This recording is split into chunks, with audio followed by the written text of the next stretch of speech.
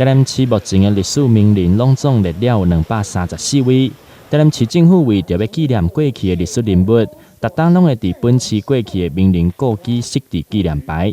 24号，市长会特别来到王永川的故居，来甲家属共同来挂上纪念牌。伫我甲牌的过程中间，过去嘛有外国的即个土地外国的艺术爱好者甲即个工业爱好者。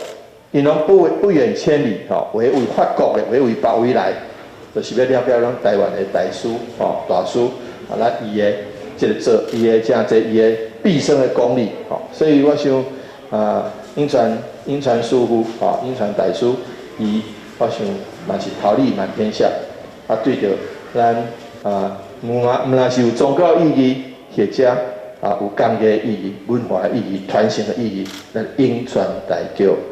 永传大桥。永传工业社创立伫1967年，以制作庙宇身段神桥闻名。王永川用独特的神桥制作技术，甲每一顶神桥拢做了亲像艺术品同款。嘛，伫咧2010年，由台南市政府文化资产登录证书，来甲伊登录为传统艺术神桥制作的保存者。奉上，我感觉对伊来讲是对于咧做大桥这世人所付出的努力。一个坚持是上界大的肯定啦，嘛是莫大的应有伫的。当然，阮遮的三兄弟有无？因嘛是秉持着伊的精神有无？继续为咱传统工艺即个文化继续维持落去，甚至人讲有机会，咱嘛会当行销去国外，安尼，谢谢，再次感谢，嘿。